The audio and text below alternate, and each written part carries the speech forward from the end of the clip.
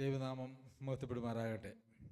വീണ്ടും ഒരിക്കൽ കൂടി ദൈവവചന പഠനത്തിന് ദൈവം നൽകിയതായിട്ടുള്ള ഈ സാവകാശത്തെ ഓർത്ത് ഞാൻ ദൈവത്തെ സ്തുതിക്കുന്നു. വെളിപ്പാട് പുസ്തകം 2-ാം അധ്യായം. വെളിപ്പാട് പുസ്തകം 2-ാം അധ്യായം. എഫെസോസിലെ സഭയുടെ ദൂതന് എഴുതുക എന്ന് പറഞ്ഞുകൊണ്ടാണ് ഇവിടെ ആരംഭിക്കുന്നത്. എഫെസോസിലെ സഭയുടെ ദൂതന് എഴുതുക. ദൂതൻ എന്ന് പറയുന്നത് സഭയുടെ ശുശ്രൂഷകന്മാരെ ഒരുമിച്ച് പറയുന്ന ഒരു വാക്കായിട്ടാണ് അതിനെക്കുറിച്ച് ദൈവവചനത്തിൽ നിന്ന് നമുക്ക് മനസ്സിലാക്കുവാനായിട്ട് സാധിക്കുന്നത്. എഫെസോസിലെ സഭയിൽ അവിടുത്തെ വിശ്വാസികൾക്ക് ചില ഗുണങ്ങളുണ്ടായിരുന്നു, ചില ദോഷങ്ങളും ഉണ്ടായിരുന്നു. പക്ഷേ എന്താണ് എന്നറിയില്ല.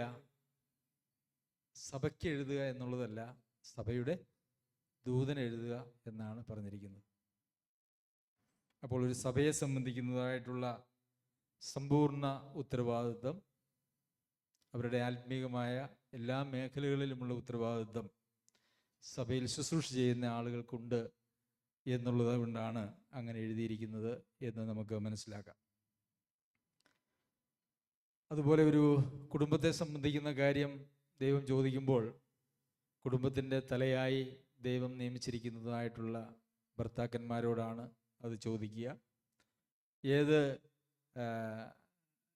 നിലയിൽ ദൈവം സഭയും കുടുംബവും അതുപോലെ തന്നെ ഒരു രാഷ്ട്രത്തെയും ക്രമീകരിച്ചിരിക്കുന്നുവോ അതേ നിലയിൽ തന്നെയാണ് ചോദ്യവും വരുന്നത് എന്നുള്ളത് വളരെ പ്രാധാന്യമുള്ള ഒരു കാര്യമാണ്.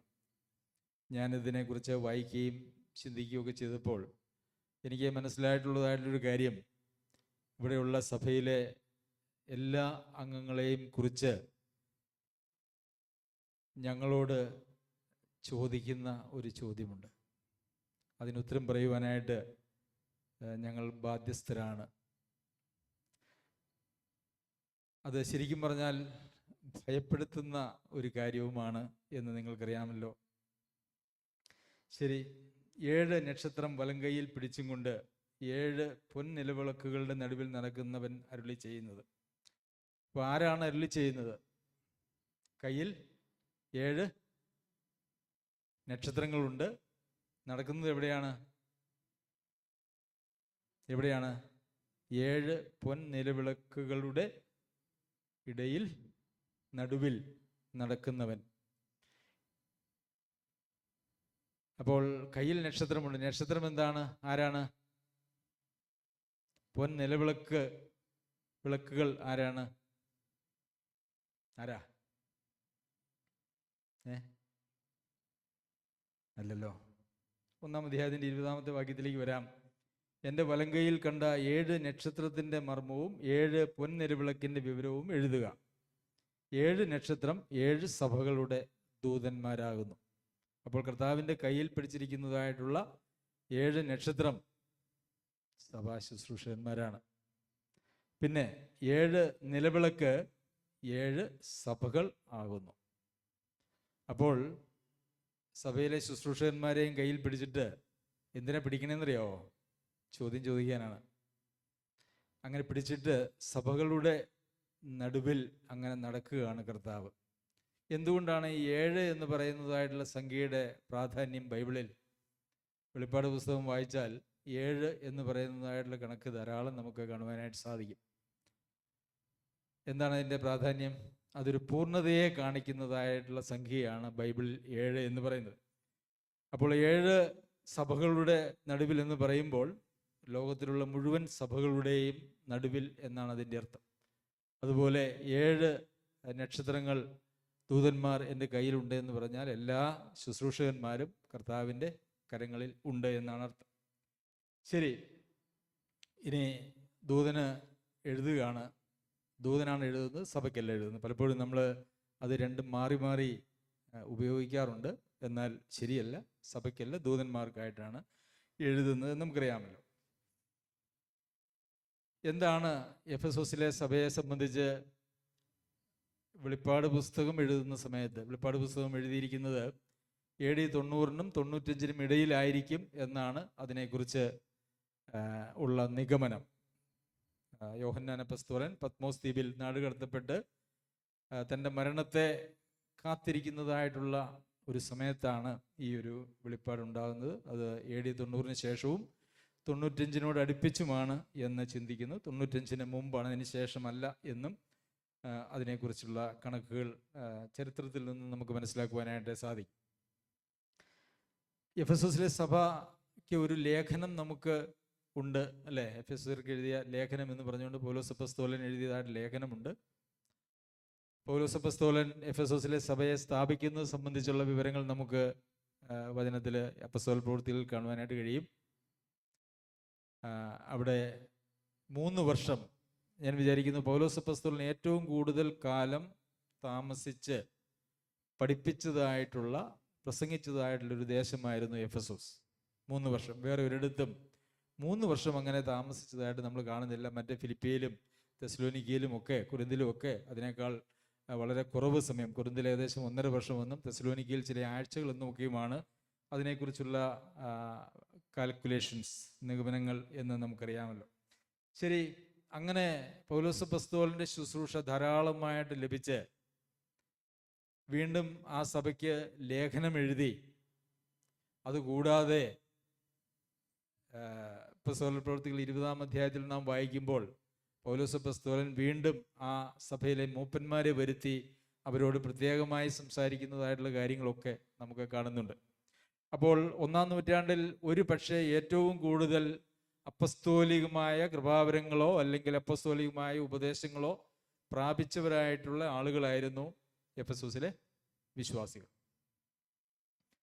അവർക്ക് AD 95-നോട് അടുപ്പിച്ച് അവരുടെ ജീവിതത്തിൽ വന്നതായിട്ടുള്ള, അല്ലെങ്കിൽ ആ സഭയുടെ ചരിത്രത്തിൽ വന്നതായിട്ടുള്ള കാര്യമാണ് നമുക്ക് ഇവിടെ കാണുവാനായിട്ട് കഴിയുന്നത്. ശരി, ഞാൻ നിന്റെ പ്രവൃത്തിയും പ്രയത്നവും സഹിഷ്ണുതയും, കൊള്ളരുതാത്തവരെ നിനക്ക് സഹിച്ചുകൂടാത്തതും, അപ്പസ്തോലന്മാരല്ലാതിരിക്കെ തങ്ങൾ അപ്പസ്തോലന്മാർ എന്ന് പറയുന്നവരെ നീ പരീക്ഷിച്ച് കള്ളന്മാർ എന്ന് കണ്ടതും, നിനക്ക് സഹിഷ്ണുതയുള്ളതും എൻ്റെ നാമനിമിത്തം നീ സഹിച്ചതും തളർന്നു പോകാഞ്ഞതും ഞാൻ അറിയുന്നു. എത്ര കാര്യങ്ങളുണ്ട് നമ്മളെക്കുറിച്ച് ഇങ്ങനെ പറയാൻ പറ്റുമോ? 6-7 കാര്യങ്ങൾ ഇവിടെ പറയുന്നുണ്ട്. എന്തൊക്കെയാ? നിന്റെ പ്രവൃത്തി, അവർക്ക് എന്തോ അവരുടെ വിശ്വാസത്തിൻ്റെതായിട്ടുള്ള പ്രവൃത്തി അവരുടെ ജീവിതത്തിൽ ഉണ്ടായിരുന്നു. ഇതൊക്കെ അവർക്ക് ഉണ്ടായിരുന്ന കാര്യങ്ങളാണ്. ആ സഭയെ സംബന്ധിച്ച് ദൈവാത്മാവ് പറയുമ്പോൾ അവർക്ക് ഉണ്ടായിരുന്നതായിട്ടുള്ള കാര്യങ്ങളാണ്. നിന്റെ പ്രവൃത്തി, പ്രയത്നം, അവർ വളരെ കഠിനാധ്വാനികളായിരുന്നു ആത്മീയമായിട്ടുള്ള മേഖലകളിലും അതല്ല മറ്റ് എല്ലാ മേഖലകളിലും. യഥാർത്ഥത്തിൽ വിശ്വാസികൾക്ക് ആത്മീയമല്ലാത്തതായിട്ടുള്ള മേഖലകളൊന്നുമില്ല. അവരുടെ എല്ലാ മേഖലകളും ആത്മീയ മേഖലകൾ തന്നെയാണ്. അപ്പോൾ അവരുടെ പ്രയത്നം, പിന്നെ സഹിഷ്ണുത. അപ്പോൾ അവർക്ക് ഒത്തിരി സഹിക്കുവാനായിട്ടുള്ള താല്പര്യങ്ങൾ അല്ലെങ്കിൽ അവസ്ഥകൾ അവരുടെ ജീവിതത്തിൽ ഉണ്ടായിരുന്നു. പ്രത്യേകിച്ച് നമുക്കറിയാമല്ലോ, 1-ാം നൂറ്റാണ്ടിൽ ക്രിസ്തീയ വിശ്വാസികൾ അവർ ഏറെ കഷ്ടത്തിലൂടെ കടന്നുപോയ ഒരു കാലഘട്ടമായിരുന്നു. അപ്പോൾ അവർ അങ്ങനെ ഒത്തിരി സഹിച്ച് അങ്ങനെ സഹിഷ്ണുതയുള്ളവരായിട്ട് തീർന്നു. അപ്പോൾ അവരെക്കുറിച്ച് എത്ര നല്ല കാര്യങ്ങളാണ് നമുക്ക് പറയുവാനായിട്ട് കഴിയുന്നത്. പിന്നെ കൊള്ളരുതാത്തവരെ നിനക്ക് സഹിച്ചുകൂടാത്തത്, അല്ലേ? അവർക്ക് കൊള്ളരുതാത്ത ആളുകൾ സഭയിൽ, പുറത്തുള്ളവരെ കുറിച്ചല്ല, സഭയിൽ എന്തെങ്കിലും കൊള്ളരുതായ്മ കണ്ടു കഴിഞ്ഞാൽ അവരൊരു കാര്യത്തിനും ഒരു വിട്ടുവീഴ്ചയും അവർ ചെയ്യുമായിരുന്നില്ല. പ്രിയമുള്ളവരെ, ഇന്ന് പക്ഷേ സഭയിൽ എന്തെങ്കിലും കൊള്ളരുതായ്മ കണ്ടാൽ, വിശ്വാസികളുടെ ജീവിതത്തിൽ എന്തെങ്കിലും കൊള്ളരുതായ്മ കണ്ടാൽ, സഹിച്ചുകൂടാതെ എന്തെങ്കിലും പറയുകയോ പ്രവർത്തിക്കുകയോ ചെയ്താൽ പിന്നെ അടുത്ത ആഴ്ച മുതൽ ആളുകൾ സഭായോഗത്തിൽ ഉണ്ടാകുകയില്ല. അവസാനം സഭ ശോഷിച്ച് അങ്ങനെ ഇല്ലാതെയായി പോകും. അതുകൊണ്ട് അങ്ങനെ കൊള്ളരുതായ്മകൾ കാണുമ്പോൾ അത് സഹിച്ചുകൂടാത്ത ഒരവസ്ഥ എടുക്കാൻ പറ്റാത്ത ഒരു കാലഘട്ടമാണ് ഇത്. എന്നാൽ അങ്ങനെ വേണോ വേണ്ടോ എന്നുള്ളത്, അങ്ങനെ സഹിച്ചുകൂടാതെ കൊള്ളരുതായ്മ സഭയിലും വിശ്വാസികളുടെ ജീവിതത്തിലും അനുവദിച്ചു കൊടുക്കണമോ എന്നുള്ളത് മറ്റൊരു ചോദ്യമാണ്. എന്നാൽ എല്ലാ കാലവും അത് അനുവദിച്ചു കൊടുക്കാനായിട്ട് കഴിയുകയില്ല എന്നുള്ളതൊരു സത്യമാണ്. എന്നാൽ പിശാചിനാൽ പിടിപ്പെട്ട് കുടുങ്ങിയവരായിട്ടുള്ള ആളുകളെക്കുറിച്ച് അവരെ സുബോധം പ്രാപിച്ച് ദൈവേഷം ചെയ്യുമോ എന്ന് വെച്ച് അവരെ സൗമ്യതയോടുകൂടി പഠിപ്പിക്കേണ്ടതാവുന്നു എന്ന് പോലും അപ്പോസ്തലൻ തിമോത്തിയോസിന് ലേഖനം എഴുതുമ്പോൾ തൻ്റെ 2-ാം ലേഖനത്തിൽ പറയുന്നത് നമുക്ക് കാണുവാനായിട്ട് കഴിയും. അപ്പോൾ അങ്ങനെ സൗമ്യതയോടെ പഠിപ്പിക്കുവാനായിട്ടുള്ള ഉത്തരവാദിത്വമുണ്ട്. ശരി, കൊള്ളരുതാത്തവരെ നിനക്ക് സഹിച്ചുകൂടാത്തതും അപ്പസ്തോലന്മാരല്ലാതിരിക്കെ തങ്ങൾ അപ്പസ്തോലന്മാരെന്ന് പറയുന്നവരെ നീ പരീക്ഷിച്ച് കള്ളന്മാരെന്ന് കണ്ടതും. അപ്പോൾ ഇവിടെ ഒരു വിവേചനാപരം ഉണ്ടായിരുന്നു, അല്ലേ? വിവേചനാപരം ഉണ്ടായിരുന്നു. അപ്പം അപ്പസ്തോലന്മാരല്ലാതിരിക്കുക, അപ്പസ്തോലന്മാരാന്ന് പറഞ്ഞവരെയൊക്കെ പരീക്ഷിച്ചവരെ കണ്ട് അറിഞ്ഞു. പിന്നെ നിനക്ക് സഹിഷ്ണുതയുള്ളതും എൻ്റെ നാമനിമിത്തം നീ സഹിച്ചതും തളർന്നു പോകാത്തതും ഞാൻ അറിയുന്നു. എൻ്റെ നാമനിമിത്തം നീ സഹിച്ചതും തളർന്നു പോകാത്തതും. അപ്പം നമുക്കിതിനകത്ത് എത്ര എണ്ണം ക്ലെയിം ചെയ്യാനായിട്ട് സാധിക്കും? എത്ര ക്ലെയിം ചെയ്യാനായിട്ട് സാധിക്കും? ഇവിടെ ദൂതൻ എഴുതുമ്പോഴും അതിനകത്ത് പറഞ്ഞിരിക്കുന്ന കാര്യങ്ങൾ സഭയോടാണ് എന്നുള്ളത് നമ്മൾ മനസ്സിലാക്കണം. അപ്പോൾ സഭ വളരെയേറെ പ്രതിസന്ധികളിലൂടെ കടന്നുപോയി അവിടെയൊക്കെ പിടിച്ചു നിന്നതായിട്ടുള്ള ഒരു സഭയാണ്. ശരി, ഇനി ആ സഭയുടെ പരാജയത്തെക്കുറിച്ച്, അപ്പോഴത്തെ അവസ്ഥയെക്കുറിച്ചാണ് അടുത്തത് നമുക്ക് കാണുവാനായിട്ട് കഴിയുന്നത്. എങ്കിലും 4-ാമത്തെ വാക്യം, നിന്റെ ആദ്യ സ്നേഹം വിട്ടുകളഞ്ഞു എന്ന് ഒരു കുറ്റം നിന്നെക്കുറിച്ച് പറയാനുണ്ട്. ഇവിടെ എഫെസോസിലെ സഭയെക്കുറിച്ച് എത്ര കുറ്റം പറയാനുണ്ട്? എത്ര കുറ്റം പറയാനുണ്ട്? ഒരു കുറ്റം, അല്ലേ? നമ്മുടെ കൽപ്പിനിയിലുള്ള സഭയെക്കുറിച്ച് എത്ര കുറ്റം പറയാനുണ്ടാവും? എത്ര കുറ്റം പറയാനുണ്ടാവും? നമ്മളോട് തന്നെ ചോദിക്കുക. എഫെസോസിലെ സഭയെക്കുറിച്ച് ഒരു കുറ്റമേ ഉണ്ടായിരുന്നുള്ളൂ. ശരി, എന്തായിരുന്നു ആ കുറ്റം?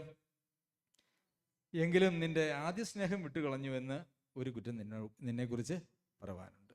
ആദ്യ സ്നേഹം വിട്ടുകളഞ്ഞു. ഈ ആദ്യ സ്നേഹം വിട്ടുകളയുക എന്ന് പറഞ്ഞാൽ എന്താണ്? ആരോടുള്ള സ്നേഹമാണ്? ആരോടുള്ള? ദൈവത്തോടുള്ള സ്നേഹമാണോ? സഹോദരന്മാരോടുള്ള സ്നേഹമാണോ? എന്താ, ഏതാണ് ഈ ഏത് സ്നേഹമാണ് വിട്ടുകളഞ്ഞു എന്ന് പറയുന്നത്? ഏത് സ്നേഹമാണ്? ഉറക്കെ പറ. ദൈവത്തോടുള്ള സ്നേഹം. പിന്നെ എന്തെങ്കിലും ഉത്തരവുണ്ടോ? സഹോദരന്മാരോടുള്ള സ്നേഹം. പിന്നെ എന്തെങ്കിലും ഉത്തരവുണ്ടോ? സഭയോടുള്ള സ്നേഹം. പിന്നെ എന്തെങ്കിലും ഉത്തരവുണ്ടോ? ഇല്ല, 3 കൊണ്ട് കഴിഞ്ഞു, അല്ലേ? ശരിക്കും പറഞ്ഞാൽ ഇത് 3 കൂടെ വേർതിരിക്കാൻ പറ്റുമോ? ദൈവത്തെ സ്നേഹിക്കുന്നു എന്ന് പറയുകയും സഹോദരനെ സ്നേഹിക്കാതിരിക്കുകയും ചെയ്യുന്നവൻ കള്ളനാകുന്നു, അല്ലേ? അപ്പോൾ ഈ 3 സ്നേഹത്തെയും കൂടെ നമുക്ക് വേർതിരിക്കാനായിട്ട് കഴിയില്ല. നിന്റെ ആദ്യ സ്നേഹം വിട്ടുകളഞ്ഞു എന്ന് പറഞ്ഞാൽ നിന്റെ ദൈവത്തോടുള്ള സ്നേഹവും പോയി, നിന്റെ സഹോദരന്മാരോടുള്ള സ്നേഹവും പോയി, നിന്റെ സഭയോടുള്ള സ്നേഹവും പോയി, നിന്റെ ചുറ്റുമുള്ള ആളുകളോടുള്ള, അല്ലേ? നമ്മൾ ഇങ്ങനെ നമ്മുടെ സ്നേഹം ഇങ്ങനെ സഭയിലും കുടുംബത്തിലും മാത്രം വെച്ചുകൊണ്ടിരുന്നാൽ മതിയോ? പുറത്താരോട് നമുക്ക് സ്നേഹം വേണ്ടേ? ശത്രുക്കളോട് നമുക്ക് സ്നേഹിക്കണം, അല്ലേ? നമ്മുടെ ചുറ്റുമുള്ള ആളുകളോടൊക്കെ നമുക്കൊരു സ്നേഹം ആവശ്യമുണ്ട്. എന്നാൽ ദൈവമക്കൾ എന്നുള്ളതായ പ്രത്യേകമായിട്ടുള്ള സ്നേഹം സഭയിൽ ഉണ്ട്, സഹോദരങ്ങൾ എന്നുള്ള സ്നേഹം ഉണ്ട് എന്നുള്ളത് മാത്രം. അപ്പോൾ ഇവരുടെ ആദ്യ സ്നേഹം വിട്ടുപോയി എന്ന് പറഞ്ഞാൽ ഇവർ ക്രിസ്തീയ ജീവിതത്തിൽ വലിയ ഒരു പരാജയത്തിലേക്ക് പോയി എന്നുള്ളതാണ് അതിൻ്റെ അർത്ഥം. അതിനൊറ്റ കാരണമുള്ളൂ, ഇവർക്ക് എല്ലാ പ്രവൃത്തികളും ഉണ്ട്, അല്ലേ? ഇവിടെ നമുക്ക് നമ്മുടെ ഭാഷയിൽ പറഞ്ഞാൽ ഇവർക്ക് എന്തൊക്കെയുണ്ട്? അവർക്ക് സഭായോഗമുണ്ട്. നിങ്ങൾ സഭായോഗം കൃത്യമായി കൂടുന്നില്ല എന്നുള്ള പരാതി ഉണ്ടോ? ഇവിടെ ഉണ്ടോ? അങ്ങനെ ഒന്നുമില്ല. നിങ്ങളുടെ പ്രാർത്ഥനയിൽ എന്തെങ്കിലും കുറവുണ്ടെന്നുള്ളൊരു പരാതി ഉണ്ടോ? ഇവിടെ നിങ്ങൾ ഉപവസിച്ച് പ്രാർത്ഥിക്കുന്നില്ല എന്നുള്ള പരാതി ഇവിടെ ഉണ്ടോ? നിങ്ങളെല്ലാവരും നന്ദിയുള്ള ആളുകളല്ല, നിങ്ങളൊക്കെ നന്ദി പറയുന്ന ആളുകളല്ല എന്ന് പറയുന്നുണ്ടോ? അങ്ങനെയുള്ള ഒരു കാര്യവും ഇവിടെ പറയുന്നില്ല. പറയുന്നുള്ളത് ഒറ്റ കാര്യമുള്ളൂ, നിങ്ങളുടെ സ്നേഹം വിട്ടുകളഞ്ഞു. അപ്പോൾ അതിൻ്റെ അർത്ഥം എന്താണെന്നറിയാമോ? അടിസ്ഥാനപരമായിട്ട് ഉണ്ടായിരിക്കേണ്ട സ്നേഹം, ദൈവസ്നേഹം, അതിൽ നിന്നുളവാകുന്നതായിട്ടുള്ള സഹോദര സ്നേഹം ഇല്ലാതെ തന്നെ ഒരു സഭയ്ക്ക് വളരെ ഭംഗിയായിട്ട് പ്രത്യക്ഷത്തിൽ മുമ്പോട്ട് പോകുവാനായിട്ട് കഴിയും. എഫെസോസിലെ സഭ പൗലോസ് അപ്പോസ്തലൻ സ്ഥാപിച്ച് ഏകദേശം ഒരു 50 വർഷം കഴിഞ്ഞപ്പോഴേക്കും അവരുടെ അവസ്ഥ എന്ന് പറയുന്നത് എന്താണോ അവർക്ക് യഥാർത്ഥത്തിൽ ആന്തരികമായിട്ട് ഉണ്ടായിരിക്കേണ്ടത് അത് മാത്രമില്ല, ബാക്കിയെല്ലാം ഉണ്ട്. എന്ന് വെച്ചാൽ നമ്മൾക്ക് വാച്ച് ഉപയോഗിക്കുന്നവരാണ് എല്ലാവരും, അല്ലെങ്കിൽ നമ്മൾ മൊബൈൽ എല്ലാവർക്കും ഉള്ളൊരു സാധനമാണ് മൊബൈൽ. മൊബൈലിനകത്തൊരു പ്രോസസ്സർ എന്ന് പറഞ്ഞൊരു സാധനമുണ്ട്. അതാണ് നമ്മുടെ മൊബൈലിൽ നാം കാണുന്ന എല്ലാ കാര്യങ്ങളും പ്രോസസ്സ് ചെയ്ത് നമ്മളെ കാണിച്ചു തരുന്നത് ഈ പ്രോസസ്സറാണ്. ഈ പ്രോസസ്സർ ഇല്ല, പക്ഷേ ബാക്കിയെല്ലാം ഉണ്ട്, അല്ലേ? ആ മൊബൈൽ കൊണ്ട് വല്ല ഗുണമുണ്ടോ? ഉണ്ടോ അച്ചു? ഒരു ഗുണവുമില്ല എന്ന് പറഞ്ഞതുപോലെയാണ് ഇവിടെ സ്നേഹമില്ല, ബാക്കിയെല്ലാം ഉണ്ട്. വല്ല പ്രയോജനമുണ്ടോ? എന്താ കർത്താവ് പറയുന്നതെന്ന് നമുക്ക് നോക്കാം. എന്താ പറയുന്നേ? നീ ഏതിൽ നിന്ന്, 5-ാമത്തെ വാക്യം, നീ ഏതിൽ നിന്ന് വീണിരിക്കുന്നു എന്ന് ഓർത്ത് മാനസാന്തരപ്പെട്ട് ആദ്യത്തെ പ്രവൃത്തി ചെയ്യുക, അല്ലാഞ്ഞാൽ ഞാൻ വരികയും നീ മാനസാന്തരപ്പെടാഞ്ഞാൽ നിന്റെ നിലവിളക്ക് അതിൻ്റെ നിലയിൽ നിന്ന് നീക്കുകയും ചെയ്യും. അപ്പോൾ ഇവിടെ ആദ്യത്തെ പ്രവൃത്തി ചെയ്യുക എന്നാണ് പറയുന്നത്, അല്ലേ? അപ്പോൾ സ്നേഹം വിട്ടുകളഞ്ഞു എന്നുള്ളതാണ് പരാതി. പക്ഷെ പരിഹാരം എന്താ പറയുന്നത്? ആദ്യത്തെ പ്രവൃത്തി ചെയ്യുക. ഇപ്പോഴും അവർക്ക് പ്രവൃത്തിയുണ്ട്, ഇല്ലേ? പക്ഷെ ആദ്യത്തെ പ്രവൃത്തി ഇപ്പോഴത്തെ പ്രവൃത്തിയും തമ്മിൽ ഭയങ്കര വ്യത്യാസമാണ്. അപ്പൊ ആദ്യത്തെ പ്രവൃത്തിയിൽ എന്താ പ്രത്യേകത ഉണ്ടായിരുന്നത്? അവിടെ സ്നേഹമുണ്ടായിരുന്നു, സ്നേഹത്തിൽ നിന്നായിരുന്നു എല്ലാ പ്രവൃത്തികളും ഉളവായത്. എന്നാൽ ഇപ്പോഴും അവർക്ക് പ്രവൃത്തിയുണ്ട്. പ്രവൃത്തി ഉണ്ടെന്നല്ലേ അതിന് മുമ്പ് പറഞ്ഞേ, അല്ലേ? ആണോ? നമ്മൾ വായിച്ചില്ലേ അങ്ങനെ?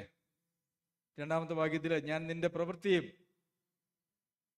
അപ്പോൾ ഇപ്പോഴും അവർക്ക് പ്രവൃത്തിയുണ്ട്, പക്ഷെ ആ പ്രവൃത്തിക്ക് അടിസ്ഥാനമായിട്ടുണ്ടായിരിക്കേണ്ടതായിട്ടുള്ള വിശ്വാസം അല്ലെങ്കിൽ സ്നേഹം അവർക്ക് ഇല്ല.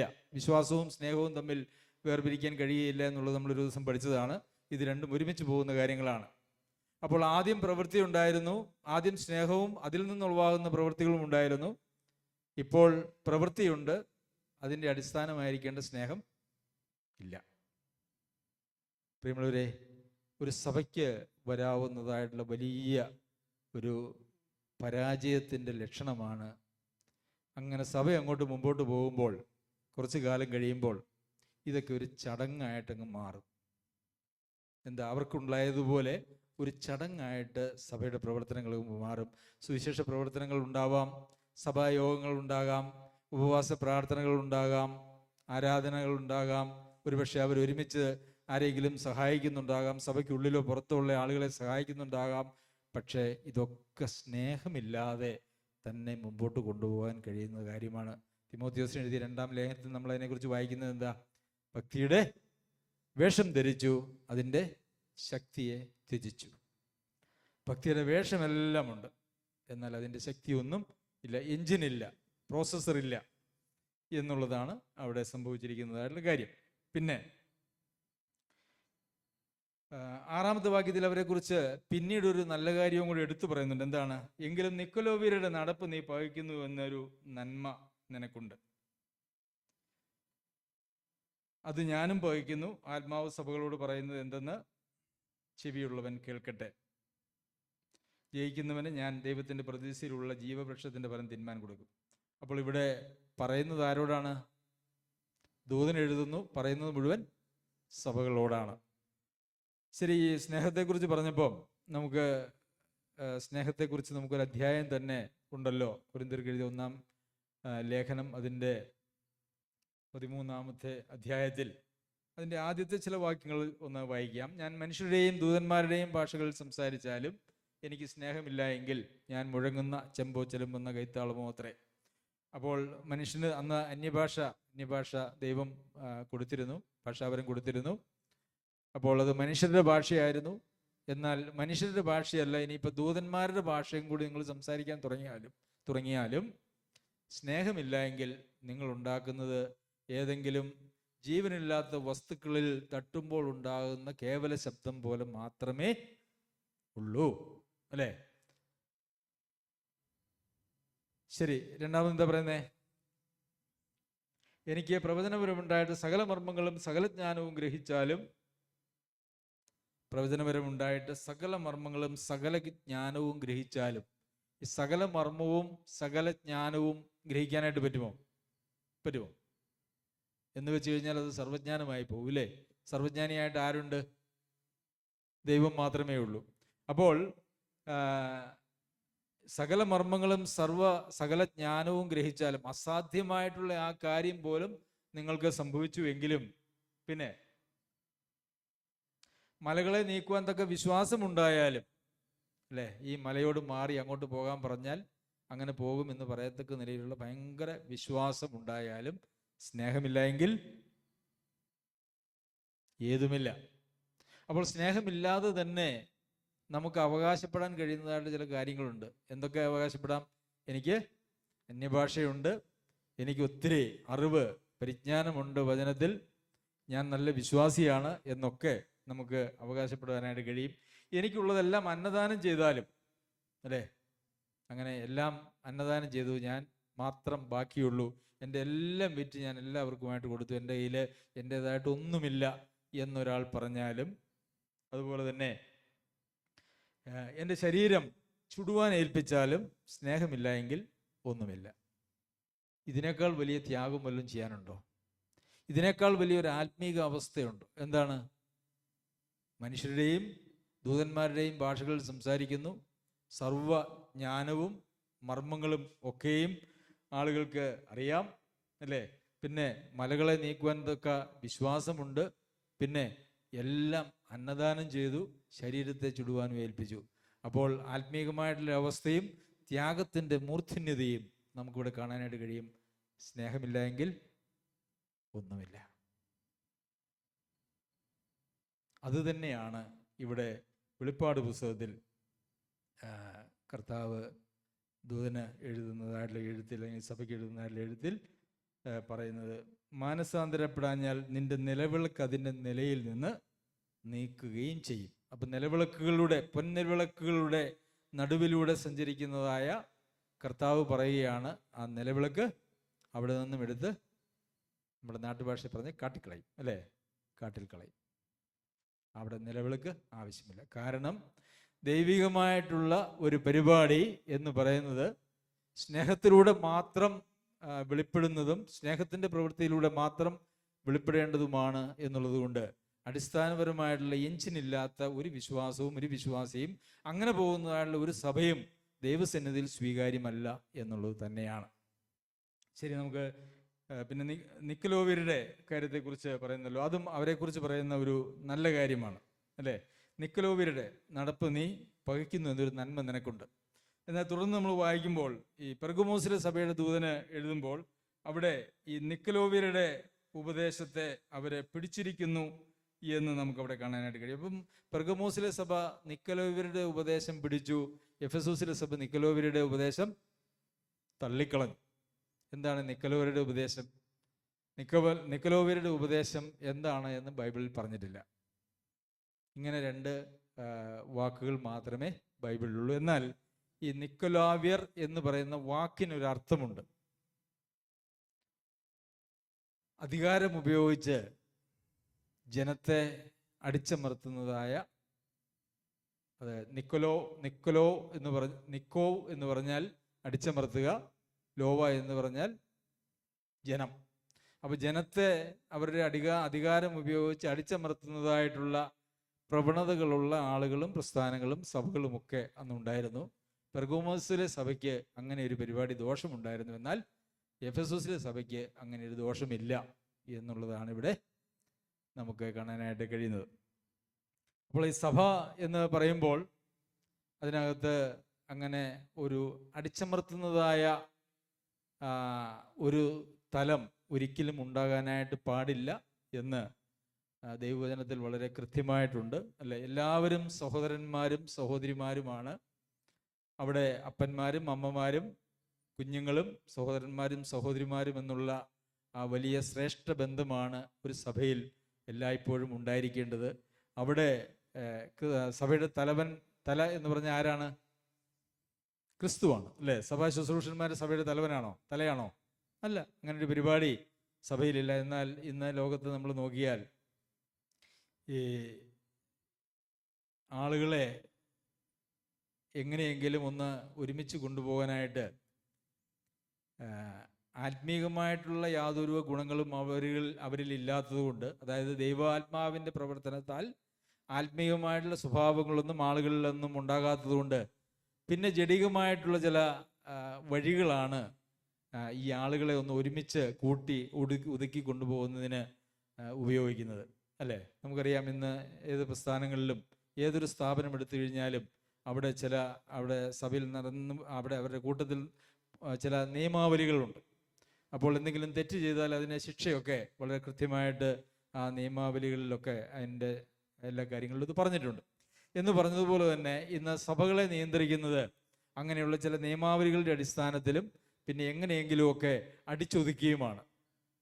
നമ്മുടെ ജഡത്തെ അനുസരിച്ച് ജീവിക്കുന്നവരെ സംബന്ധിച്ചിടത്തോളം ഈ ജഡത്തിന് പ്രവർത്തിക്കാനും പോകാനും പറ്റാതെ യാതൊരു വക ലെവലുമില്ല. എന്നാൽ ആത്മാവിന് അങ്ങനെ എല്ലാ ലെവലിലും പോകാൻ പറ്റില്ല. ദൈവാത്മാവ് വസിച്ച ആത്മാവിന് കീഴ്പ്പെട്ടിരിക്കുന്ന ആളുകളെ സംബന്ധിച്ചിടത്തോളം അവർ ഒരുമിച്ച് പോവുക എന്ന് പറയുന്നത് ഒരു സ്വാഭാവിക പ്രവണതയാണ്. കാരണം അവിടെ ആത്മാവിൻ്റെ ഐക്യതയുണ്ട്, കർത്താവ് ഒരുവൻ എന്നുള്ള ഐക്യതയുണ്ട്, വിശ്വാസം ഒന്നെന്നുള്ള ഐക്യതയുണ്ട്, സ്നാനം ഒന്ന് എന്നുള്ളത് ഐക്യതയുണ്ട്. ഇങ്ങനെ എല്ലാം ഒന്ന് തന്നെ ആയതുകൊണ്ട് അതിനകത്ത് അങ്ങനെ വേർതിരിഞ്ഞു പോകാനോ ഭിന്നിച്ചു പോകാനോ ഉള്ള യാതൊരു വക സാധ്യതകളും അവിടെയില്ല. എന്നാൽ ഇന്ന് സഭകളെ അങ്ങനെയുള്ള ജഡികന്മാരായിട്ടുള്ള ആളുകളുടെ കൂട്ടങ്ങളെ നിയന്ത്രിച്ച് മുമ്പോട്ട് കൊണ്ടുപോകാനായിട്ട് ഇതൊന്നും നടക്കില്ല. കാരണം ആത്മാവില്ലെങ്കിൽ പിന്നെ ആത്മാവിൻ്റെ ഐക്യതയുണ്ടോ? വിശ്വാസമില്ലെങ്കിൽ പിന്നെ വിശ്വാസത്തിൻ്റെ ഐക്യതയുണ്ടോ? ഓരോരുത്തർക്കും അവരവരുടേതായിട്ടുള്ള യേശുവും അവരവരുടേതായിട്ടുള്ള സുവിശേഷവുമാണെങ്കിൽ അവിടെയും ഒരു ഐക്യവും കാണുകയില്ല എന്നുള്ളതാണ്. അപ്പോൾ പിന്നെ എന്ത് ചെയ്യും? പിന്നെയാണ് ഈ അധികാരമെടുക്കുക എന്ന് പറയുന്ന ഒരു കാര്യം, അല്ലേ? അപ്പോൾ പല സഭകൾക്കും അധികാരമെടുക്കുന്ന ഒരു വഴി, ചില സഭകളിൽ അധികാരമെടുക്കുന്ന വഴി എങ്ങനെയാണെന്നറിയാമോ? ഞാൻ അഭിഷിക്തനാണ്, അല്ലേ? അഭിഷിക്തനെ തൊട്ടാൽ വിവരം അറിയും. അതാണ് ഒരു വിഭാഗം സഭകളിൽ ആളുകളെ പേടിപ്പിച്ച് വിറപ്പിച്ച് നിർത്തുന്നതായിട്ടുള്ള ഒരു രീതി എന്ന് പറയുന്നത്. അഭിഷിക്തനെ തൊട്ടു പോകരുത്, നിങ്ങളുടെ കുടുംബവും നിങ്ങളുടെ തലമുറകളും ഒക്കെ നശിച്ചു പോകും, അല്ലേ? അത് കേട്ട് കഴിഞ്ഞ് കഴിയുമ്പം ഏത് ജഡികനും ഒന്ന് പകയ്ക്കും. എത്ര ജഡികനാണെങ്കിലും അവരൊന്ന് പകയ്ക്കും. പ്രത്യേകിച്ച് നിങ്ങളുടെ തലമുറ പോകുമെന്നൊക്കെ പറഞ്ഞു കഴിഞ്ഞാൽ അത് നമ്മൾ ജീവിക്കുന്നത് തന്നെ തലമുറയ്ക്ക് വേണ്ടിയിട്ടല്ലേ. അപ്പോൾ പിന്നെ തലമുറ പോകുന്നെങ്ങാനും പറഞ്ഞു പോയി കഴിഞ്ഞാൽ പിന്നെ അവിടെ അവരങ്ങ് ഒതുങ്ങി. പിന്നെ മറ്റു ചില സഭകൾ ഉണ്ട്. ഞാൻ ചില സഭകളുടെ സന്ദേശങ്ങൾ കേട്ടിട്ടുണ്ട്. അവരുടെ എല്ലാ സന്ദേശങ്ങളിലും നമുക്ക് കേൾക്കാൻ കഴിയുന്നതായിട്ടുള്ള ഒരു കാര്യമുണ്ട്: അധികാരത്തിന് വിധേയപ്പെടണം, അധികാരത്തിന് വിധേയപ്പെടണം. അധികാരത്തോട് മറുതലിക്കുന്നത് ദൈവത്തോടുള്ള മറുതല് യാഥാർത്ഥ്യമാണ് കേട്ടോ. പക്ഷെ ഒരിക്കലും അങ്ങനെ അധികാരത്തിന് വിധേയപ്പെടണം എന്ന് പറഞ്ഞുകൊണ്ട് ആളുകളെ അങ്ങനെ അടിച്ചമർത്തി വെക്കുന്ന ഒരു സംസ്കാരമല്ല ക്രിസ്തീയ സംസ്കാരം എന്ന് പറയുന്നത്. വചനത്തിൽ അങ്ങനെയല്ല കാണുന്നത്. വചനത്തിൽ ഈ അധികാരത്തിന് വിധേയപ്പെടണമെന്ന് അങ്ങനെ മിക്കവാറും എല്ലാ പ്രസംഗങ്ങളിലും പറയുന്നതായിട്ടുള്ള ആളുകൾ ഈ അന്യോന്യം ക്രിസ്തുവിൻ്റെ ഭയത്തിൽ കീഴ്പ്പെട്ടിരിക്കണമെന്നുള്ളതിന് അങ്ങനെ വലിയ പ്രാധാന്യം കൊടുക്കുന്നതായിട്ട് നമുക്ക് കാണാനായിട്ട് കഴിയുന്നില്ല. ക്രിസ്തുവിൻ്റെ ഭയത്തിൽ അന്യോന്യം കീഴ്പ്പെട്ടിരിക്കുക എന്നുള്ളതാണ് ദൈവസഭയിലെ പ്രമാണം എന്ന് പറയുന്നത്. പിന്നെ അങ്ങനെ അന്യോന്യം ഇരിക്കുന്നു എന്ന് പറയുമ്പോൾ എല്ലാവർക്കും കീഴ്പ്പെട്ടിരിക്കുവാനായിട്ട് ഉത്തരവാദിയാണ്. കീഴ്പ്പെടാൻ ആവശ്യമില്ലാത്ത ആളാണ് സഭാ ശുശ്രൂഷകൻ എന്ന് എവിടെയെങ്കിലും ബൈബിളിലുണ്ടോ? ഉണ്ടോ? അങ്ങനെ എവിടെയെങ്കിലും വായിച്ചിട്ടുണ്ടോ? ഇല്ല, അങ്ങനെയൊന്നുമില്ല. എല്ലാവരും അന്യോന്യം കീഴ്പ്പെട്ടിരിക്കുന്നതായിട്ടുള്ള ഒരു സ്ഥലമാണ്, ഒരു സമൂഹമാണ് സഭ എന്ന് പറയുന്നത്. അവിടെ ആരും പേടിപ്പിച്ചോ ബലം പ്രയോഗിച്ചോ ഭീഷണിപ്പെടുത്തിയോ ഒന്നും ഒതുക്കി വെക്കുന്നതായിട്ടുള്ള സംവിധാനം സഭയിലില്ല. അപ്പോൾ അങ്ങനെ ഉണ്ടെങ്കിൽ അത് നിക്കോലാവ്യരുടെ ഉപദേശമാണ്. നിക്കോലാവ്യരുടെ ഉപദേശം. പല സഭകളും അത് പല നിലകളിൽ വളരെ തന്ത്രപൂർവമാണ്. നിങ്ങൾക്ക് അധികാരത്തിന് കീഴ്പ്പെട്ടിരുന്നില്ല എങ്കിൽ അത് നിങ്ങളുടെ നിഗളമായി കഴിഞ്ഞാൽ നിങ്ങൾക്ക് ദൈവത്തിൻ്റെ കൃപ കിട്ടുകയില്ല. ദൈവത്തിൻ്റെ കൃപയില്ല എങ്കിൽ നിങ്ങൾ പാപത്തിൻ്റെ അടിമത്വത്തിലാണ്. അങ്ങനെയൊക്കെ പറഞ്ഞ് വളരെ പോളിഷ്ഡായിട്ട് അങ്ങനെ പഠിപ്പിക്കുന്നതായിട്ടുള്ള ആളുകളുമുണ്ട്. പ്രിയമുള്ളവരെ, നമ്മുടെ സഭയിൽ അങ്ങനെ ഒരു നിക്കോലാവ്യരുടെ ഉപദേശം കടന്നു വരാനായിട്ട് ഒരിക്കലും പാടില്ല. അത് വരാതെ ഞാൻ ആദ്യം മുതൽ സൂക്ഷിച്ചിട്ടുണ്ട്, ശ്രദ്ധിച്ചിട്ടുണ്ട്. ഇനിയും അങ്ങനെ വരാനായിട്ട് നമ്മൾ ഒരിക്കലും അനുവദിക്കുവാനായിട്ട് പാടില്ല. ഇതിനെ സംബന്ധിച്ച് ഒന്ന് രണ്ട് വേദഭാഗങ്ങൾ ഒന്ന് ചിന്തിക്കാം എന്ന് ഞാൻ വിചാരിക്കുന്നു. നമുക്ക് യോഹന്നാൻ എഴുതിയ സുവിശേഷം 13-ാം അധ്യായത്തിലേക്ക് വരാം. യോഹന്നാൻ എഴുതിയ സുവിശേഷം 13-ാമത്തെ അധ്യായം.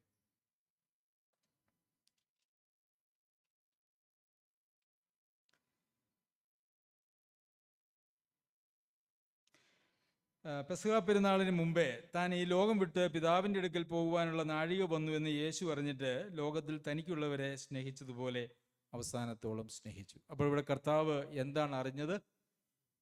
എന്താ അറിഞ്ഞത്?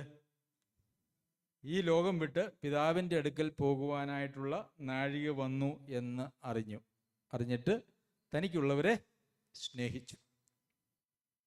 അല്ലേ? സ്നേഹിച്ചതുപോലെ അവസാനത്തോളം അവരെ സ്നേഹിച്ചു. കർത്താവ് ശിഷ്യന്മാരെ വിളിച്ചു കൂട്ടി അവരെ സ്നേഹിച്ച് അവരെ കൊണ്ടു നടന്നു. പിന്നെ അവസാനത്തോളം അവരെ സ്നേഹിച്ചു. ഈ അവസാനത്തോളം അവരെ സ്നേഹിച്ച സ്നേഹമാണ് പിന്നെയുള്ള വാക്യങ്ങളിൽ നമുക്ക് കാണാനായിട്ട് കഴിയുന്നത്. എന്താണ്? മൂന്നാമത്തെ വാക്യം, പിതാവ് സകലവും തൻ്റെ കയ്യിൽ തന്നിരിക്കുന്നുവെന്നും താൻ ദൈവത്തിൻ്റെ അടുക്കൽ നിന്ന് വന്നു ദൈവത്തിൻ്റെ അടുക്കൽ പോകുന്നു എന്നും യേശു അറിഞ്ഞിരിക്കെ. അപ്പോൾ ഇവിടെ വീണ്ടും ഒന്നാമത്തെ വാക്യത്തിൽ പറഞ്ഞ അതേ കാര്യം മറ്റൊരു വിധത്തിൽ മൂന്നാമത്തെ വാക്യത്തിൽ പറയുകയാണ്. എന്താണ്? ഞാൻ ദൈവത്തിൻ്റെ അടുക്കൽ പോകുന്നുവെന്ന് യേശു അറിഞ്ഞിരിക്കെ എന്താ ചെയ്തത്? അത്താഴത്തിൽ നിന്ന് എഴുന്നേറ്റ് വസ്ത്രം ഊരി വെച്ചൊരു തുവർത്ത് എടുത്ത് അരയിൽ ചുറ്റി, അല്ലേ? പിന്നെയുള്ള സംഭവങ്ങൾ നമുക്ക് അറിയാവുന്നതാണ്, അത് വിശദീകരണം ആവശ്യമില്ല. അപ്പോൾ ഈ അവസാനത്തോളം അവരെ സ്നേഹിച്ചു. താൻ പിതാവിൻ്റെ അടുക്കിലേക്ക് പോകുന്നു എന്ന് കണ്ടപ്പോൾ, നമ്മൾ സാധാരണഗതിയിൽ മരിക്കാനായിട്ട് പോകുന്നു എന്ന് വന്നു കഴിഞ്ഞാൽ പല സുപ്രധാന കാര്യങ്ങളും സുബോധമുള്ള അവസ്ഥയിലാണെങ്കിൽ അവർ മക്കളെയോ അല്ലെങ്കിൽ അയൽവാസികളെയോ, വിദേശങ്ങളിലാണെങ്കിൽ അവരുടെ അറ്റോർണി അല്ലെങ്കിൽ അവരുടെ വക്കീലിനെയൊക്കെ അവർ വിളിച്ച് അവർ പറയും, അല്ലേ, മരിക്കാനായിട്ട് പോകുമ്പോൾ. അപ്പോൾ കർത്താവ് അങ്ങനെ പിതാവിൻ്റെ അടുക്കിലേക്ക്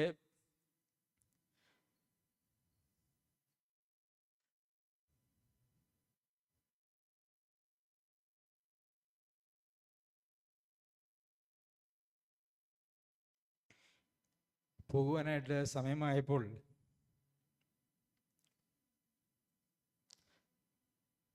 കർത്താവ് അവരെ പഠിപ്പിക്കാനായിട്ട് ഒരു പ്രത്യേക കാര്യം ചെയ്യുന്നതാണ് നമുക്ക് പിന്നെ വായിക്കാനായിട്ട് കഴിയുന്നത്.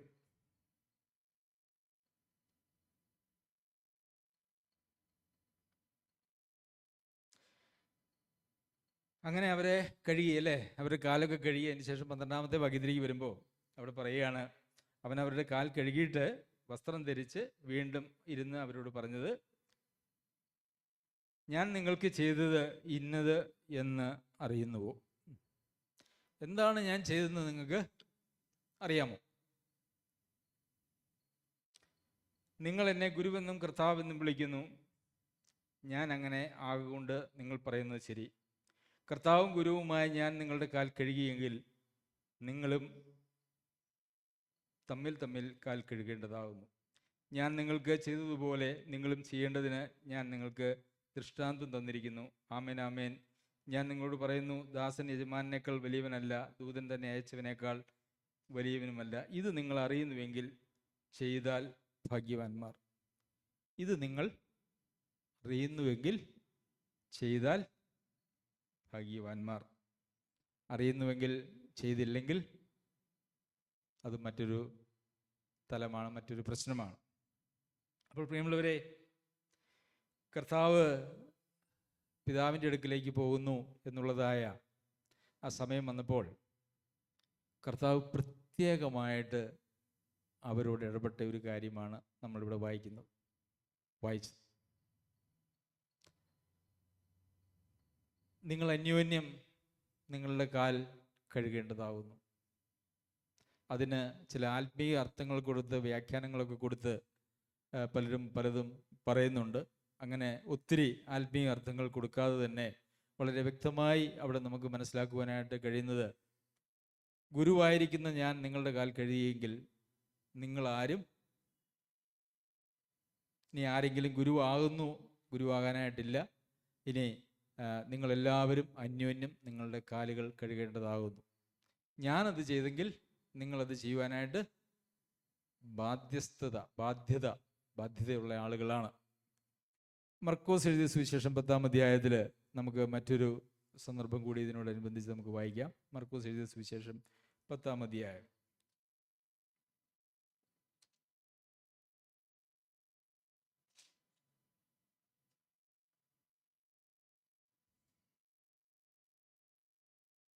മുപ്പത്തി 5 മുതലുള്ള വാക്യങ്ങൾ നമ്മൾ വായിച്ചാൽ, സബദിയുടെ മക്കളായ യാക്കോബും യോഹന്നാനും അവൻ്റെ അടുക്കൽ വന്ന് അവനോട്, ഗുരു, ഞങ്ങൾ നിന്നോട് യാചിപ്പാൻ പോകുന്നത് ഞങ്ങൾക്ക് ചെയ്തു തരുവാൻ അപേക്ഷിക്കുന്നു എന്ന് പറഞ്ഞു. അല്ലേ, ആദ്യം തന്നെ ജാമ്യം എടുത്തു. എന്താണ്? ഞങ്ങളൊരു കാര്യം ചോദിക്കാൻ പോവുകയാണ്, ചോദിച്ചിട്ടില്ല, ഞങ്ങൾ ചോദിക്കാൻ പോവുകയാണ്, പക്ഷേ ഒരു ഉറപ്പ് വേണം. എന്ത് വേണം? അതിങ്ങ് ചെയ്ത് തരണം. അതിന് യാതൊരു ഒഴിവ് കഴിവും ഇല്ല, അല്ലേ? അങ്ങനെയല്ലേ? ഞങ്ങൾ ചോദിക്കാൻ പോവുകയാണ്, ചോദിച്ചിട്ട് അത് ചെയ്തു തരണമെന്നല്ല പറഞ്ഞത്. ഞങ്ങളൊരു കാര്യം ചോദിക്കാൻ പോവുകയാണ്, അത് നിർബന്ധമായും ഞങ്ങൾക്ക് ചെയ്തു തരണം. അവനവരോട്, ഞാൻ നിങ്ങൾക്ക് എന്ത് ചെയ്തു തരുവാൻ നിങ്ങൾ ആഗ്രഹിക്കുന്നു എന്ന് ചോദിച്ചു. അപ്പോൾ കർത്താവ് തിരിച്ചു ചോദിക്കുകയാണ്, എന്ത് ചെയ്യുവാൻ നിങ്ങൾ ആഗ്രഹിക്കുന്നു? നിന്റെ മഹത്വത്തിൽ ഞങ്ങൾ ഒരുത്തിന് നിന്റെ വലത്തും ഒരുത്തിന് ഇടത്തും ഇരിക്കാൻ വരം നൽകണം എന്നവർ പറഞ്ഞു. എന്തായാലും അവർ മുൻപിലിരിക്കാൻ വരം ചോദിച്ചില്ല എന്നുള്ളത് തന്നെ ഒരു വലിയ കാര്യം.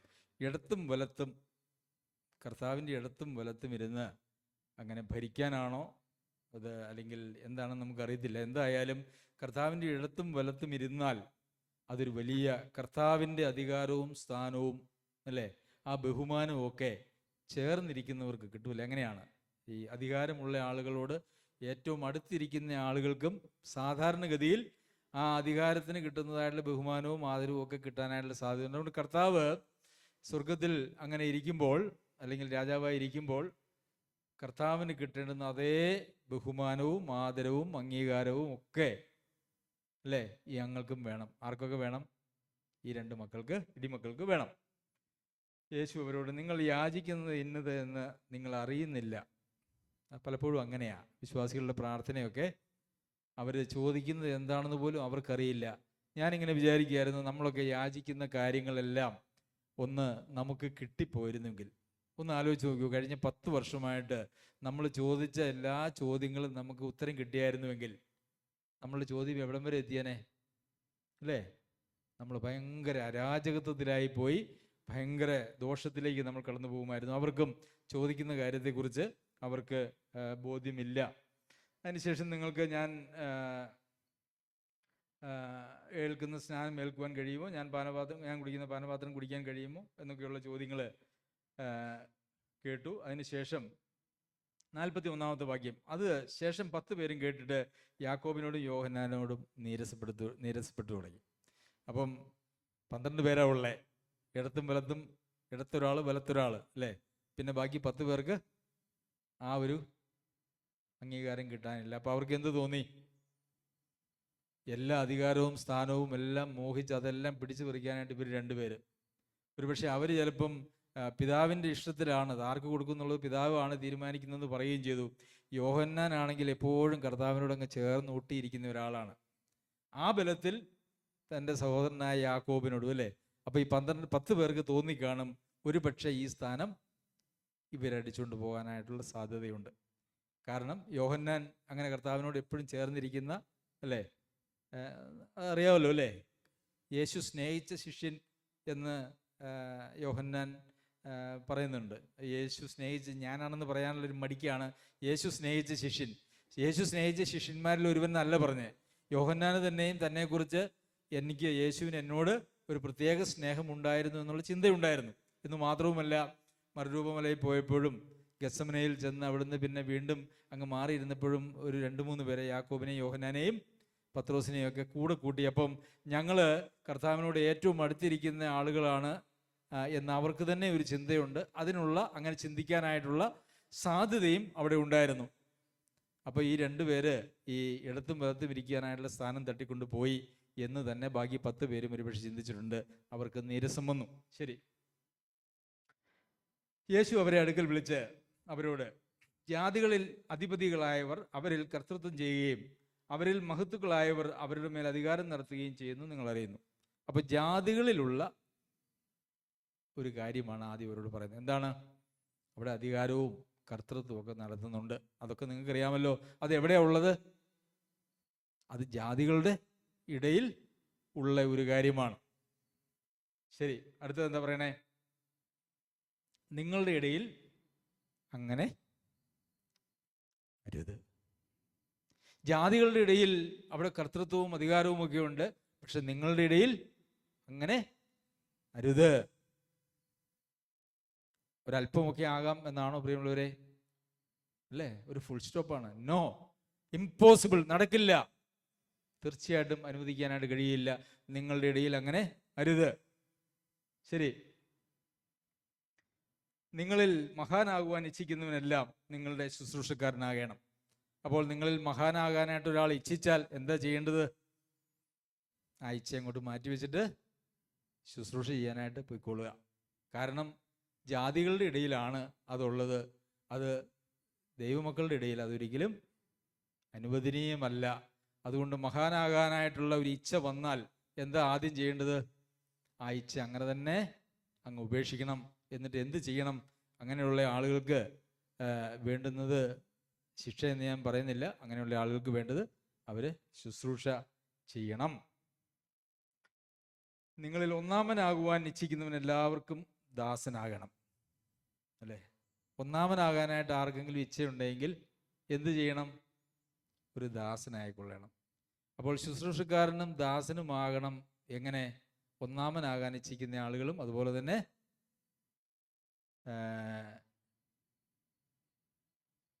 വലിയവനാകാനായിട്ട് ഇച്ഛിക്കുന്ന ആളുകൾ, അല്ലേ, മഹാനാകുവാൻ ഇച്ഛിക്കുന്ന ആളുകൾ, അവർ അങ്ങനെ ചെയ്യണം. മനുഷ്യപുത്രൻ ചെയ്യിപ്പാനല്ല, ശുശ്രൂഷിപ്പാനും അനേകർക്ക് വേണ്ടി തൻ്റെ ജീവനെ മറുവിലയായി കൊടുപ്പാനും അത്രേ വന്നത്. അപ്പോൾ കർത്താവ് വന്നത് എന്തിനാണ്? ശുശ്രൂഷ സ്വീകരിപ്പാനല്ല, ശുശ്രൂഷിക്കാനും. സമയത്തിൻ്റെ കുറവുകൊണ്ട് ഞാൻ കൂടുതൽ വേദഭാഗങ്ങളിലേക്ക് പോകുന്നില്ല. പ്രിയമുള്ളവർ, നിങ്ങൾക്കൊരു കാര്യം അറിയാമോ? കർത്താവും ശിഷ്യന്മാരും ഒക്കെ ഭക്ഷണം ഉണ്ടാക്കുകയോ കഴിക്കുകയോ ഒക്കെ ചെയ്തപ്പോൾ അവിടെ ഭക്ഷണം ഉണ്ടാക്കിയത് ആരാണ്? അത് വിളമ്പിയത് ആരാണ്? അത് പാത്രം കഴുകിയതൊക്കെ ആരാണെന്നറിയാമോ? ആരായിരുന്നു ശിഷ്യന്മാർക്കൊക്കെ ഭക്ഷണം വിളമ്പിക്കൊടുത്തതും പാത്രം കഴുകിയതും ഒക്കെ? കർത്താവായിരുന്നു. വാ മക്കളെ, നിങ്ങളെല്ലാവരും ഇരിക്കുക എന്ന് പറഞ്ഞ് പാത്രമൊക്കെ എടുത്ത് വെച്ച് വിളമ്പിക്കൊടുത്ത് അവരെ ശുശ്രൂഷിച്ച ആളാണ് കർത്താവ്. സുവിശേഷങ്ങളിൽ വേറൊരു ഭാഗത്ത് അത് സംബന്ധിച്ച വ്യക്തമായിട്ടുള്ള സൂചനയുണ്ട്. പ്രിയമുള്ളവരെ, നിക്കലോവരുടെ ഉപദേശം സ്വീകരിച്ചിരിക്കുന്ന സഭകളാണ് ഇന്ന് നമ്മുടെ ചുറ്റുമുള്ളത്. അതൊരു ചെറിയ കാര്യമല്ല, അതൊരു വലിയ കാര്യമാണ്. ജാതികളുടെ ഇടയിൽ മാത്രം ഉള്ളതും ദൈവസഭയിൽ അനുവദിക്കാൻ കഴിയാത്തതുമായിട്ടുള്ള കാര്യമാണ് നിക്കലോവരുടെ ഉപദേശം. അതുകൊണ്ടാണല്ലോ വേറെ ഉപദേശത്തെക്കുറിച്ചൊന്നും കാര്യമായിട്ട് വെളിപ്പാട് പുസ്തകം 2-ാം അധ്യായത്തിൽ സഭകളോട് പറയുമ്പോൾ ഉപദേശ കാര്യങ്ങളെക്കുറിച്ച് കാര്യമായിട്ടൊന്നും പറയുന്നില്ല. പക്ഷെ നിക്കലോവരുടെ ഉപദേശത്തെക്കുറിച്ച് ഒരു സഭയോട് അവരത് പാലിച്ചില്ല, അവരതിൽ വിധേയപ്പെട്ടില്ല എന്നും മറ്റൊരു സഭയോട് നിങ്ങൾ ആ ഉപദേശം കൈക്കൊണ്ടു എന്നും പറഞ്ഞ് അങ്ങനെ ആ സഭയ്ക്ക് ലേഖനം എഴുതിയെങ്കിൽ, സഭയ്ക്ക് ലേഖനമല്ല, സഭയ്ക്ക് ദൂത എഴുതിയെങ്കിൽ ആ കാര്യം വളരെ പ്രധാനപ്പെട്ട ഒരു കാര്യമാണ്.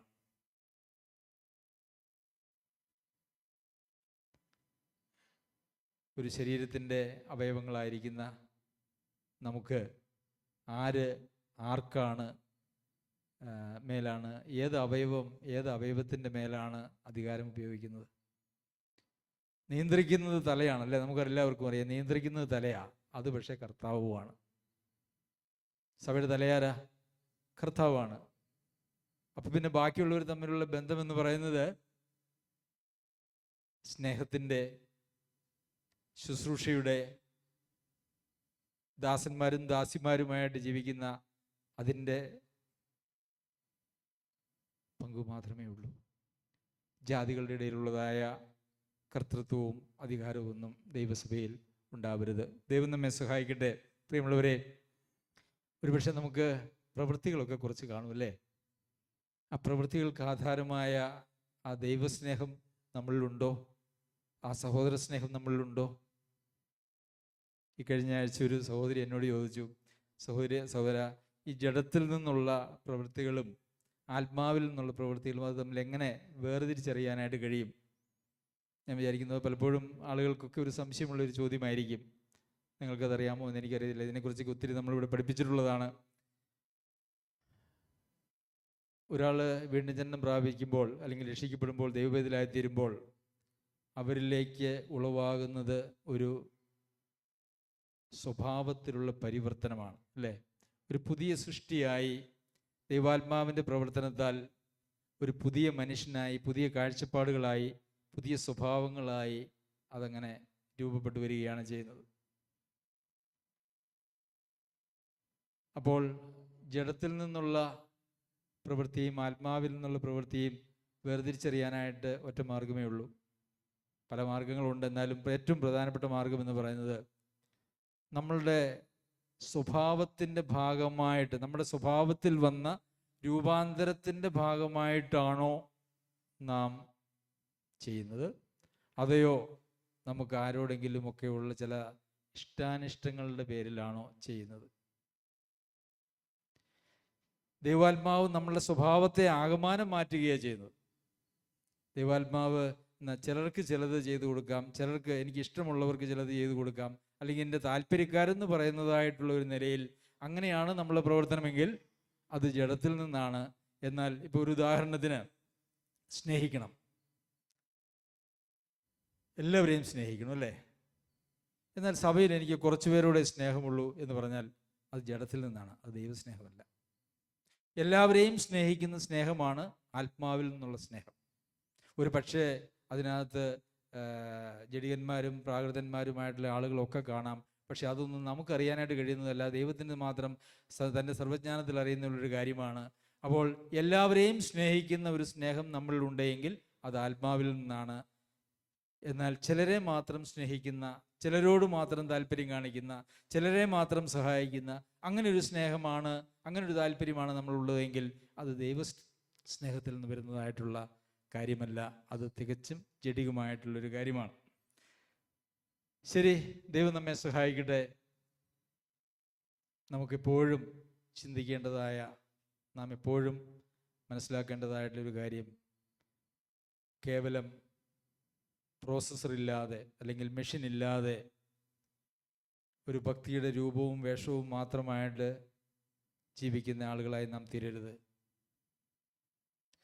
നമ്മുടെ ഉള്ളിൽ ആ ദൈവസ്നേഹം ഉണ്ടായിട്ട് ആ സ്നേഹത്തിൽ നിന്നുളവാകുന്നതായിട്ടുള്ള പ്രവൃത്തികൾ മാത്രമാണ് ദൈവസന്നിധിയിൽ സ്വീകാര്യമായിട്ടുള്ളത്.